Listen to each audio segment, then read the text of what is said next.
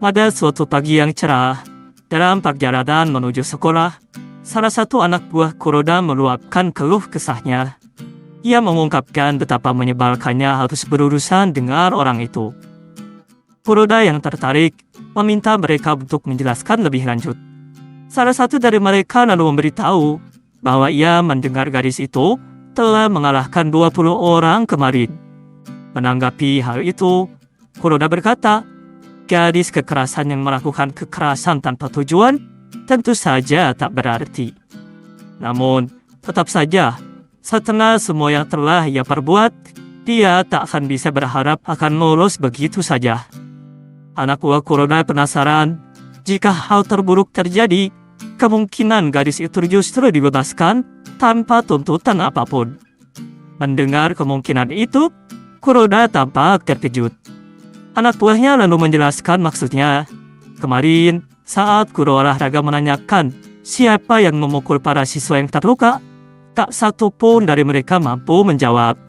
Mereka tak sanggup mengakui bahwa pelakunya adalah seorang perempuan. Di samping itu, mereka semua adalah orang-orang yang sebelumnya menjawab iya ketika gadis itu bertanya apakah mereka kuat. Hal itu justru membuat mereka merasa inferior. Mendengar penjelasan itu, Kuroda mulai memahami situasinya. Anak buah Kuroda menarik kesimpulan bahwa pada dasarnya, semua siswa itu telah menerima tantangan untuk bertarung. Bahkan jika gadis itu akhirnya ketahuan sebagai pelakunya, kenyataannya tetap sama. Para siswa yang terlibat dalam perkelahian akan tetap menanggung konsekuensinya. Kuroda mendadak kesal karena ia merasa gadis itu akan mendatangi dan mengganggunya lagi. Mendengar kenyataan itu, anak buahnya tampak tegang. Namun kemudian menatap Kuroda dengan penuh keyakinan. Ia mengajaknya bertindak, menggunakan kekuatan mereka untuk menunjukkan kepada seluruh sekolah siapa yang sebenarnya menjadi bos di tempat ini. Kuroda yang gentar langsung menolak keras, berteriak bahwa hal semacam itu tidak akan pernah terjadi. Namun anak buahnya tetap bersikeras. Baginya situasi ini menyedihkan. Mereka tidak bisa terus hidup dalam ketakutan, dibayangi oleh seorang siswi kelas 1 yang bahkan baru saja pindah. Dengan semangat yang membara, ia melanjutkan bahwa tentu saja kita tidak bisa meminta Kitano untuk turun tangan dan menghajar seorang gadis demi kita. Karena itu, kitalah yang harus mengalahkannya dengan tangan kita sendiri dan membuktikan pada dunia bahwa kita adalah pria sejati. Kuroda terdiam, seolah memikirkan sesuatu. Ia mengangkat tangan, memegang dagunya lalu berkata bahwa kini ia mengerti. Anak buahnya terlihat lega dan senang, mengira Kuroda akhirnya sependapat dengan mereka. Namun Kuroda melanjutkan bahwa ia akan meminta tolong pada Kitano. Menurutnya, ini adalah kesempatan yang sempurna. Anak buahnya langsung kebingungan dan berteriak membantah, mengatakan bahwa itu bukanlah jalan yang seharusnya mereka ambil. Namun Kuroda tetap bersikeras. Baginya, inilah saat yang tepat untuk meminta bantuan pada Kitano. Ia lalu menyuruh anak buahnya untuk percaya saja kepadanya. Di tempat lain, Kitano yang wajahnya tampak babak belur sedang berjalan menuju sekolah bersama Ryoko dan temannya. Ryoko membuka percakapan dengan menanyakan keadaannya. Kitano menjawab singkat bahwa ia baik-baik saja. Namun, ia kemudian menambahkan bahwa meskipun terasa menyakitkan, kini ia mulai mengerti bahwa para preman menemukan makna hidup mereka dengan memukuli orang. Baginya, itu sungguh luar biasa. Ryoko dan temannya terdiam sejenak, lalu tertawa. Mereka tahu, Kitano masih saja salah paham. Kitano pun kebingungan, bertanya apakah ada yang lucu dari ucapannya. Namun Ryoko tidak menjelaskan, hanya tersenyum dan berkata bahwa hal sifat seperti ini memang terasa seperti Kitano. Kitano tampak khawatir memikirkan keadaan si preman. Ia menyatakan mungkin orang itu akan marah karena mereka membawanya ke ruang UKS lalu meninggalkannya begitu saja. Namun Ryoko mencoba menenangkan Kitano. Ia mengatakan bahwa tak perlu khawatir. Para preman sudah terbiasa dipukul karena mereka pun sering memukul orang lain. Kitano terlihat terkejut mendengar fakta itu. Ryoko memandangi Kitano sejenak, lalu mengucapkan terima kasih atas apa yang terjadi kemarin. Kitano tampak bingung, namun perlahan mulai mengerti. Ia pun membuka mulut untuk menjelaskan bahwa sebenarnya justru Ryoko yang menyelamatkannya. Jadi dirinya, namun kalimat itu tak sempat selesai. Ryoko memotongnya dengan tatapan lembut dan senyuman, lalu berkata bahwa ia mencintai Kitano. Tepat saat itu, dari arah belakang, terdengar suara keras memanggil nama Kitano. Akibat dari itu, tampaknya Kitano tak mendengar apa yang baru saja ucapkan Ryoko. Kuroda muncul, berjalan mendekati Kitano bersama anak buahnya. Kitano masih penasaran dengan apa yang sebenarnya dikatakan Ryoko tadi. Namun di saat bersamaan, suara Kuroda yang memanggilnya membuatnya hanya bisa menoleh bingung. Pandangannya berpindah antara Ryoko dan Kuroda. Kuroda segera menjelaskan bahwa ia perlu bicara sebentar, karena sudah mencarinya sejak tadi. Dengan antusias, ia melanjutkan bahwa ia membutuhkan bantuan Kitano. Dengan kekuatan yang dimiliki Kitano, ini seharusnya bukan masalah besar. Jadi, ada seorang perempuan, dan kalimat itu tiba-tiba berhenti. Kuroda mendadak diam seolah baru saja menyadari sesuatu yang penting. Saat itu, Kuroda menyadari bahwa Ryoko ada di sana. Dengan terkejut ia berteriak, menanyakan sejak kapan Ryoko berdiri di situ. Namun Ryoko hanya menanggapinya dengan tenang. Balik bertanya, apa sebenarnya masalah Kuroda? Dan untuk urusan apa ia ingin meminta bantuan pada Kitano? Kuroda mulai berkeringat. Ia gugup tak bisa menjawab. Dalam pikirannya, tak mungkin ia mengatakan bahwa ia hendak meminta Kitano untuk mengalahkan seorang siswi kelas 1. Ia pun baru sadar betapa menyedihkannya niat itu, meminta bantuan Kitano untuk hal seperti ini. Tatapan Ryoko menjadi tajam, mencermati gerak-gerik Kuroda. Ia curiga bahwa Kuroda akan menyeret Kitano ke dalam sesuatu yang aneh. Kuroda hanya bisa diam, tegang di bawah tatapan itu. Akhirnya, untuk mengalihkan perhatian, ia melihat wajah Kitano dan bertanya, apakah luka-luka itu hasil dari sebuah pertarungan, dan menganggap Kitano telah menjalani kehidupan ideal yang penuh kekerasan. Sambil memegang kepalanya sendiri, Kuroda melanjutkan dengan nada canggung. Ia menyarankan agar Kitano sedikit lebih berhati-hati, lalu memperingatkan bahwa ada seorang gadis aneh yang sedang berkeliaran dan menantang orang-orang untuk bertarung. Tiba-tiba, Ikuno sudah berdiri tepat di samping Kuroda dan anak buahnya.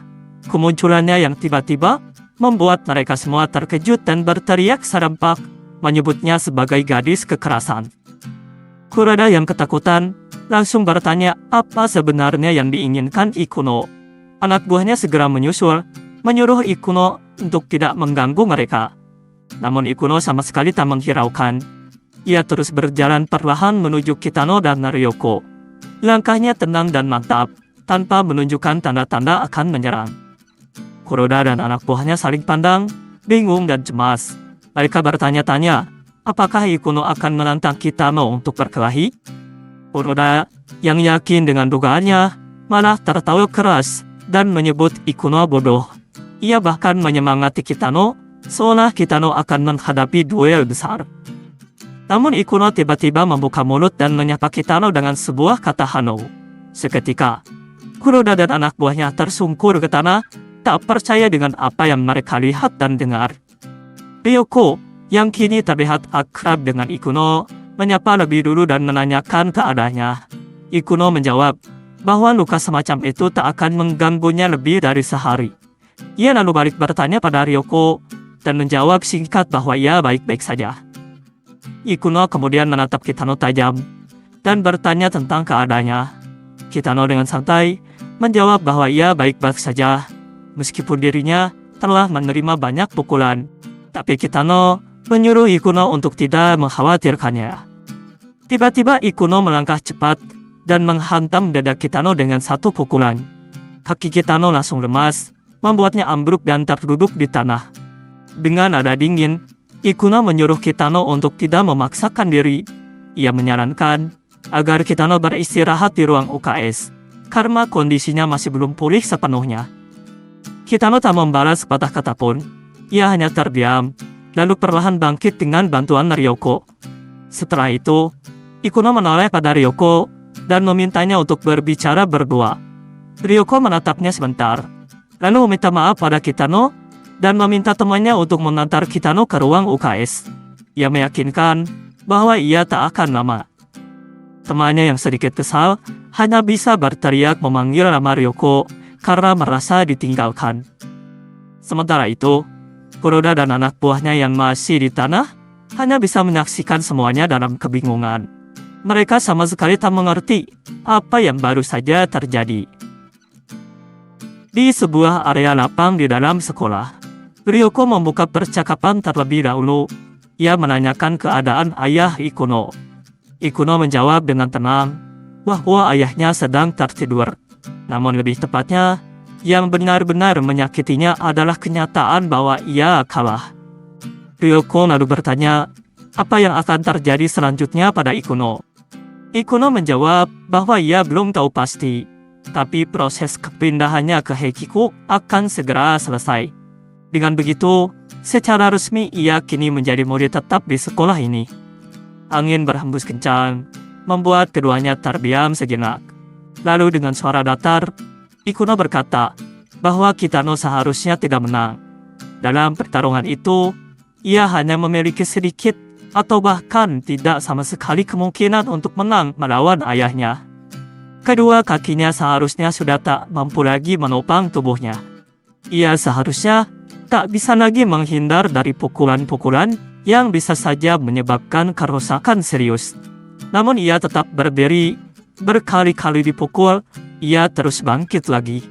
Ryoko tetap diam, memperhatikan dengan sungguh-sungguh saat Ikuno bicara.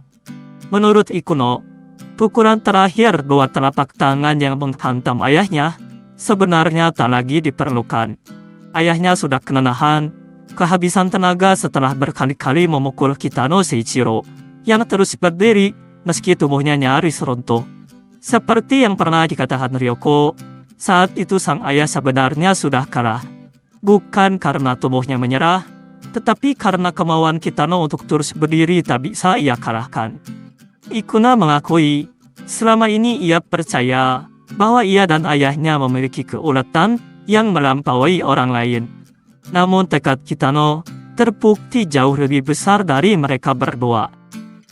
Ryoko perlahan memalingkan pandangannya, lalu dengan tenang membantah bahwa penjelasan Ikuno tidak sepenuhnya benar. Ikuno langsung menoleh heran dengan pernyataan itu.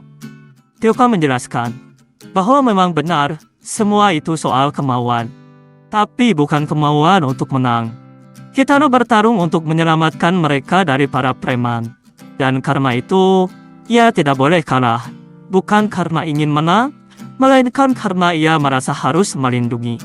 Ikuno terdiam, wajahnya berubah, takjub oleh penjelasan itu, seolah baru memahami sesuatu yang selama ini ia tak sadari. Ryoko melanjutkan ucapannya, bukankah itu lucu? Kitano tahu jauh lebih sedikit tentang perkelahian dibanding mereka, dan dari segala aspek, seharusnya ia jauh lebih lemah.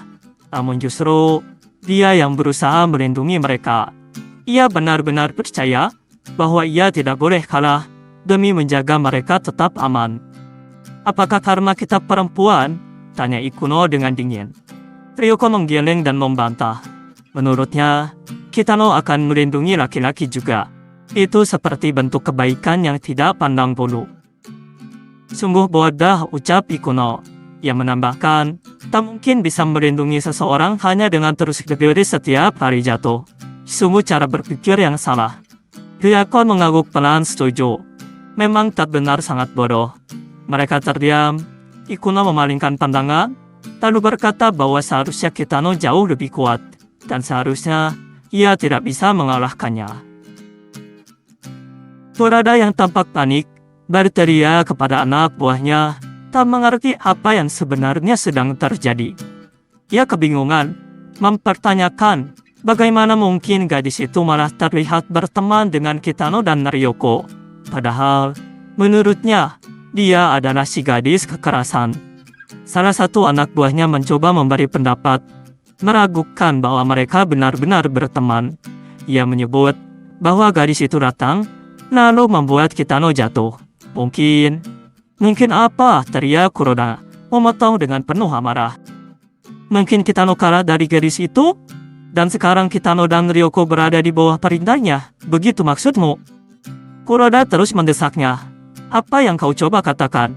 Bahwa semua perban di wajah Kitano itu ulah gadis itu? Anak buahnya yang ketakutan buru-buru mengelak, mengatakan bahwa ia tak bermaksud seperti itu.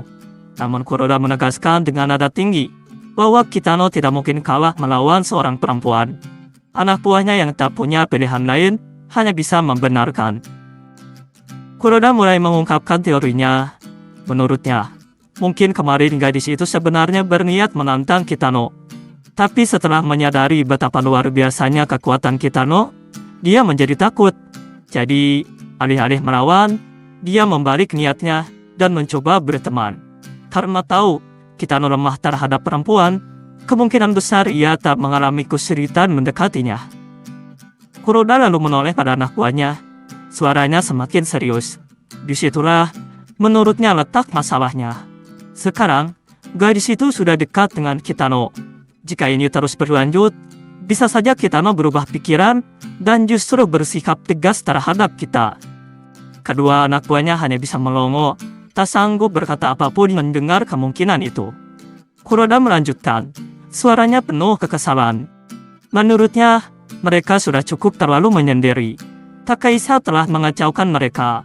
Ryoko membenci dirinya, dan satu-satunya orang yang masih bisa mereka permainkan hanyalah Aogiso. Tiba-tiba Aogiso muncul, dan langsung bertanya ada apa dengan dirinya. Dengan nada tegas, ia menyatakan bahwa dirinya tidak dipermainkan oleh siapapun di tempat ini. Kuroda dan anak buahnya cukup terkejut dengan kedatangannya. Aogiso mendekat sambil mengeluh, menyebut mereka sebagai brengsek karena meninggalkannya begitu saja setelah ia pingsan kemarin. Kuroda hanya bisa tertawa kaku, tak mampu memberi jawaban. Aogiso, yang masih penasaran, lalu bertanya apa yang sebenarnya terjadi setelah itu. Ia memperhatikan wajah Kuroda yang tampak baik-baik saja, dan menyimpulkan bahwa Kuroda sepertinya tidak dipukuli seperti dirinya. Tapi ia tak heran, mengingat Kuroda adalah sang guardian. Kuroda yang menyadari bahwa Aogiso belum mengetahui kebenaran, tertawa dengan nada sombong. Ia menyatakan bahwa dirinya tak mungkin kalah dalam pertarungan. Ya, karena dia seorang perempuan, aku tentu tak benar-benar menghajarnya. Lanjut Kuroda dengan penuh percaya diri. Tapi aku sudah tunjukkan kepadanya siapa bos di sini. Ia kembali tertawa dengan nada penuh kesombongan. Namun Aogiso justru tampak bersemangat. Meskipun telah kalah, ia menyatakan dengan tegas bahwa ia tak akan membiarkan ini menjadi akhir dari cerita. Dengan penuh tekad, ia mengungkapkan bahwa suatu saat nanti, atau mungkin bahkan hari ini, ia akan membalas dendam. Kuroda menatapnya heran, memastikan apakah Aogiso benar-benar berniat bertarung melawan gadis itu lagi. Aogiso mengangguk mantap. Ia tak bisa hanya menyerah begitu saja setelah dikalahkan. Menurutnya, justru setelah kalah, ia merasa jauh lebih baik. Ia benci memikirkan terlalu banyak hal, jadi solusinya sederhana, terus menantang siapapun yang datang sampai akhirnya menang. Kuroda dan kedua anak buahnya segera mengambil jarak, lalu saling berbisik satu sama lain. Mereka mengakui kegigihan Aogiso, bahkan sedikit terkesan. Namun Kuroda tetap heran, tak habis pikir dengan apa yang ada di kepala Aogiso setelah dikalahkan sebrutal itu oleh gadis tersebut. Salah satu dari anak buahnya menambahkan dengan nada sinis, menganggap Aogiso hanya orang yang tidak pernah belajar dari pengalaman. Setelah sesaat, Kuroda menatap Aogiso dengan tajam, lalu dengan nada serius, ia menyatakan bahwa jika itu memang keinginan Aogiso, maka bagus. Kuroda menyatakan bahwa mereka akan membantu Aogiso. Anak buahnya sedikit bingung dengan pernyataan itu. Aogiso menatap mereka curiga. Ia bertanya, apakah ini semacam trik? Namun Kuroda menjawab dengan mantap bahwa sebagai guardian, ia tak bisa membiarkan situasi seperti ini terus berlangsung. Sementara itu, salah satu anak buahnya yang sedari tadi bingung berbisik dari belakang, memastikan dengan ragu Apakah mereka benar-benar akan melakukannya juga? Kuroda menjawab bahwa jika ada 4 dari kita, kemungkinan besar kita bisa mengalahkan gadis itu. Anak buahnya sedikit memprotes, merasa aneh menghadapi satu perempuan dengan 4 orang. Namun Kuroda langsung berteriak, menyebut mereka bodoh. Menurutnya, sekarang bukan waktunya memikirkan harga diri. Gadis itu adalah musuh yang tangguh. Salah satu anak buahnya yang masih ragu kembali memastikan, apakah benar mereka berempat bisa mengalahkan gadis itu. Kuroda menjawab dengan penuh keyakinan, Ogisu pernah mengalahkan Kitano. Dan ditambah dengan keberadaan mereka sebagai plus alpha, seharusnya itu akan berhasil. Ogisu pun menyetujui, baginya ini terdengar seperti sebuah rencana yang masuk akal. Ia mengungkapkan bahwa dengan Guardian di sisinya, ia bisa bertarung dengan sungguh-sungguh. Dengan tatapan serius, Kuroda menyatakan bahwa mereka akan melakukannya di tempat ini. Ia lalu mengusulkan waktu. Bagaimana jika saat istirahat makan siang? Ogisu mengangguk senang menyetujuinya. Sambil pergi, Ogisu berkata bahwa ia akan memberikan surat tantangan itu langsung kepada gadis itu. Kuroda memujinya dan mengingatkan agar ia tidak lupa. Kuroda dan anak buahnya masih berdiri di tempat yang sama. Perlahan Kuroda mulai tertawa pelan. Lalu semakin keras, ia berteriak kegirangan, menyuruh si gadis kekerasan bersiap-siap. Karena kali ini, 4 orang akan bekerja sama untuk mengalahkannya. Di siang hari, Kuroda, Ogisu dan 2 anak buahnya berdiri berhadapan dengan Ikuno di sebuah area terpencil di sekolah. Ikuno yang datang seorang diri menatap mereka dengan tenang sebelum bertanya mengapa mereka membawanya ke tempat ini.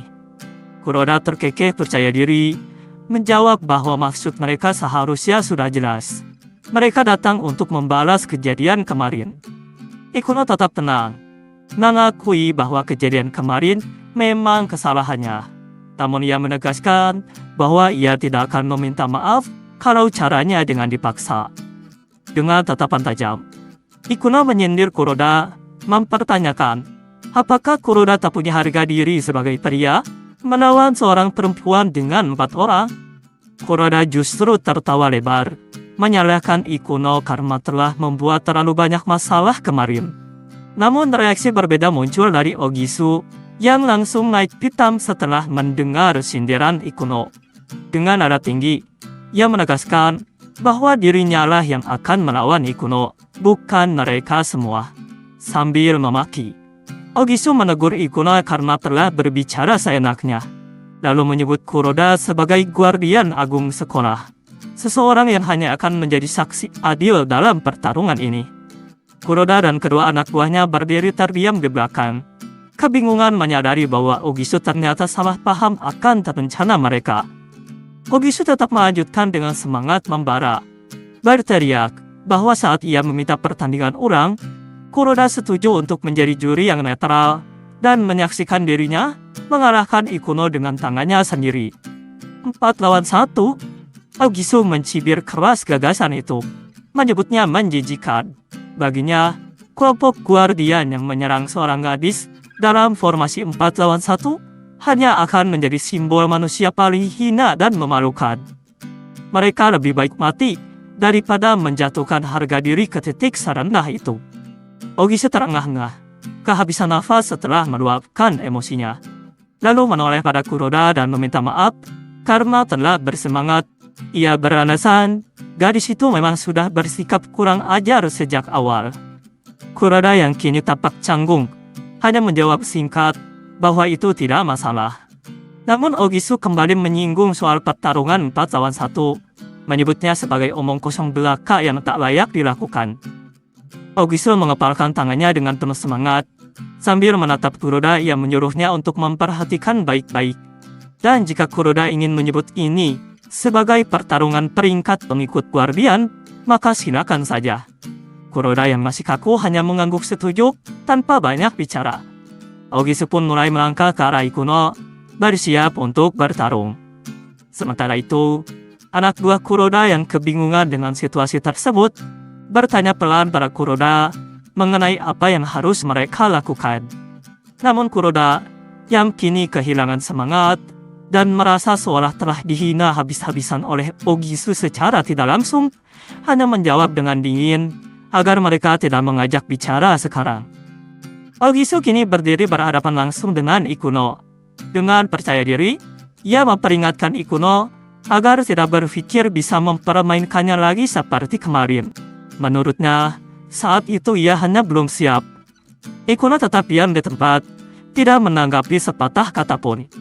Tanpa menunggu lebih lama, Ogisu berteriak dan mulai berlari ke arah Ikuno. Menyerang dengan langkah pertama, pertarungan pun dimulai. Kuroda dan anak buahnya menyaksikan dengan serius, menahan nafas di setiap momen benturan yang terjadi. Suara berisik dari perkelahian menggema di sekitar mereka, diiringi suara batuk Ogisu yang terus terdengar, menandakan dirinya menerima pukulan berkali-kali. Meski demikian, Ogisu bersikeras menggertakkan gigi dan mengatakan bahwa dirinya masih bisa bertarung. Namun tak lama kemudian, suara dentuman keras terdengar saat tubuh Ogisu terhempas ke tanah. Ia terkapar pingsan, tak bergerak. Di sisi lain, Ikuno tetap berdiri tegak, tampak tanpa luka. Dengan tenang, ia menepuk-nepuk tangannya, membersihkannya dari debu. Kuroda dan anak buahnya terpaku di tempat, menyaksikan Ogisu terkapar. Salah satu dari mereka berkomentar pelan, heran karena semuanya tampak persis seperti kejadian kemarin. Ikuno berbalik perlahan, menatap mereka. Dengan suara datar, ia menyebutkan bahwa kini giliran mereka bertiga.